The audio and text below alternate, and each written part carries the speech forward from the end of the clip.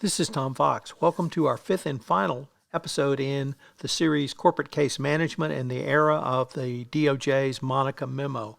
As always, I'm joined by Jacob Fichtner, and in this episode we discuss how data drives prevention. Hello everyone, this is Tom Fox, backing in with Jacob Fichtner, the Director of Partnership Development at iSight. We are in our concluding episode in our five-part series. Over the series, we've looked at reporting, complainants, investigations, triage, and outcomes from investigations. And in this final episode, it's entitled Reporting, but it's really a little bit broader than that because it has struck me during this series, Jacob, that obviously a report leading to triage, leading to an investigation and an outcome is a specific event that is significantly important in the Department of Justice's eyes. But what has struck me is that by utilizing the strategies, tools, and techniques that we have talked about in this podcast series, you're going to have a wealth of information that you can utilize in a variety of ways. And it's not simply lesson learned from this investigation. It's moving towards that culture of compliance that the Department of Justice has now said they're going to evaluate. So I want to explore some of the other ways that utilizing this protocol can help a company demonstrate that culture of compliance if they find themselves in an investigation or the Department of Justice comes knocking. But I'm going to start in the June 2020 update to the evaluation of corporate compliance programs. The Department of Justice said that your compliance program should basically be you assess your risks and you assess them when they change. You monitor those risks in the form of your risk management strategy, and then you improve your program based upon your ongoing monitoring. And listening to you, Jacob, it became clearer to me that this investigation protocol is really another form of monitoring. It's monitoring when something has potentially gone wrong, not necessarily, but it gives you the opportunity to get a significant amount of information through the investigation and hopefully through a root cause analysis or other additional work. So I wanted to maybe start with, do you see this protocol that we have laid out when a report comes in as a way to supplement ongoing monitoring that may be going on in a corporation? That's exactly at the end of the day what our clients are looking for is have a system in place that enables them to structure their investigative process, enforce their investigative process, and be able to provide data to be able to back up those claims.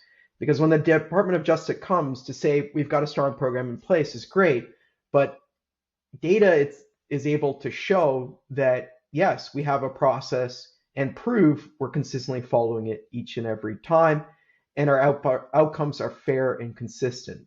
And from that data that's collected throughout the initiation, the assessment, the investigation, and the outcome, at each level, you get a new layer of data. So that's why probably audience listeners can tell I was struggling not to jump to reporting everywhere, because ultimately the data that comes from this investigative process is where organizations find the most value of having a system like iSight.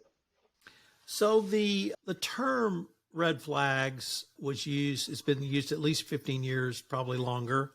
It is ubiquitous in compliance. But Jacob, I've come around to thinking that we're not well served using that term. And I say this for the following. Red flags originally were used in talking about due diligence on third-party sales assets that were outside the company, whether it be a commissioned sales agent, a distributor, or someone who is not an. And it was, they're in a country which is prone to corruption. They've got a conviction for corruption. They won't sign off on our code of conduct or some specific act that someone thought was bad. But when it comes to data, I think the term is inaccurate. And I say that because data is neither good nor bad. It's data. And what I try to counsel people is that you're looking for anomalies. You have a range of acceptable outcomes, practices, and I just label that A to Z, whatever it is. You said it. And if the data comes in below A or above Z, that's outside, it's an anomaly. And that's what you need to investigate. That's what you need to look at, take a deeper dive. If someone's expenses, if you have a $75 discretionary expense you can have, and they come in at $74.99 on 20 of them, that's an anomaly. If they've come in at 95 on every one of them, that's over Z, so that's an anomaly. There may be an explanation, but it suggests the need for additional investigation. And so I really wanted to ask you about that way to think about data as not good or bad, but once you have your range, it's the anomalies you want to look at. Does that kind of square with what that companies should be doing? That's exactly it. And we see outliers or through multiple different lenses. One is if I'm an executive, a chief compliance officer, a director, I'm going to be looking for different outliers. And I want my dashboards and my reports to clearly identify potential risk areas for me and have real-time analysis to be able to drill anywhere or drill into the outlier that was marked for me to be able to see what the underlying issue is and potentially be able to action it from there. If I'm a manager, it's looking at outliers from my process. We have an investigative process in place. I've got a team to investigate it. Are there outliers in terms of people taking too long at specific steps or stages relative to their peers, things falling through the cracks from a specific region, and being able to interact from a management perspective in terms of how our process is flowing. And then from an investigator perspective, it's looking for outliers within my process and my cases. Is this an outlier in terms of the number of expenses that are near the threshold relative to the average within this region or internationally, so that I can better investigate? So we look at data from multiple different personas involved in compliance and be able to present the relevant outliers or occurrences that warrant further review to the individual based on their role and function within the organization. We have touched on in each one of these podcasts, and I want to continue to touch on the process as a demonstration or evidence of your culture of compliance. We talked about each one of those in the reporting and the triage and the investigation and the outcomes.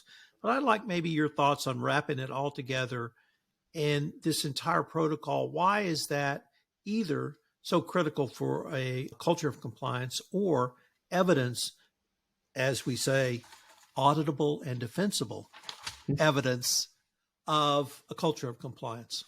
So when we look at it, it comes down to we have a process in place. We're stating we have a process in place, but how can we prove we have that process in place and we followed it efficiently at each step?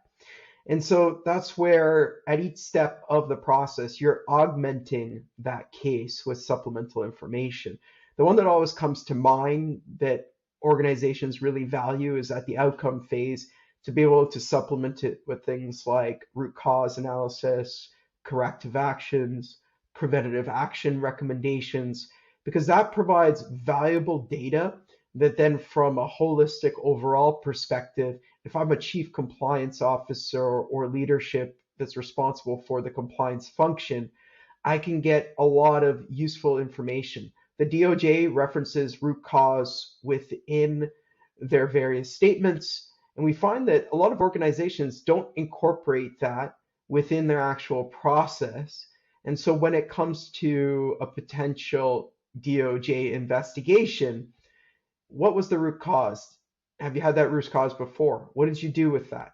Without a system in place like eyesight to be able to articulate and be able to more importantly prove that you followed that process, we did our root cause analysis, here are the cases, here's the information, and it is audible and defensible, then the DOJ is much less likely to believe the organization. Continuous monitoring is only one part of the formulation, though. It's continuous improvement. And that means remediation. And so I wanted to maybe conclude with a move towards how can a company use the strategies we've talked about to show continuous improvement?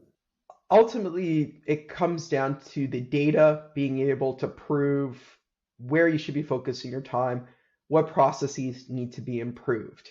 An example, as we're associating now at the outcoming phase, the specific policies and procedures, organizational policies and procedures that were violated, that gives us data over which ones are working, which ones are not working.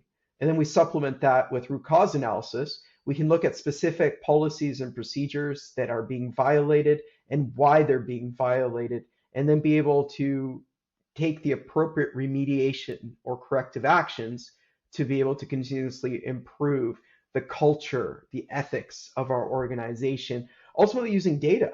We have a lot of risks. We have a lot of initiatives, I should say.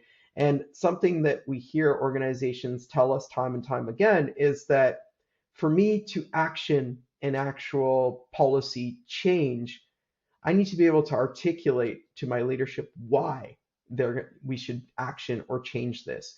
And data is ultimately the best way. As we said, data is neutral. It's a fact. This is what we did. This is the outcome. This is the risk to the organization. This is what we're doing to remediate it. And this is why we should do it. And you supplement each one of those with data throughout your investigative process, it's more likely that your policy or procedural change will be implemented.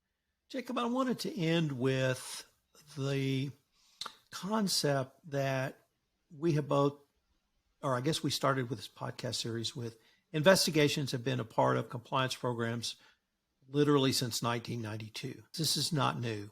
This is something everyone knows is part of a compliance program. Yet, I hope for the listeners to all 5 parts of this podcast series, they have shown through the use of a auditable and defensible investigation protocol, starting with the initial reporting all the way up through the outcome, that they can not only fulfill their obligations around reporting and investigations, but more importantly, answer the Department of Justice in their requirements in 2022 for speed, efficiency, and most importantly, corporate culture.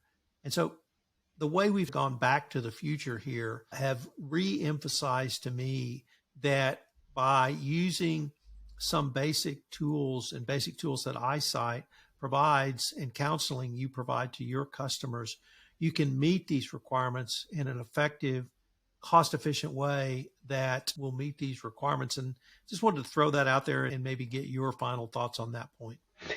Yeah, I think overall the compliance landscape is shifting. Before, sometimes it was seen as a checkbox. Yep, we've got a program in place. We put up our whistleblower hotline.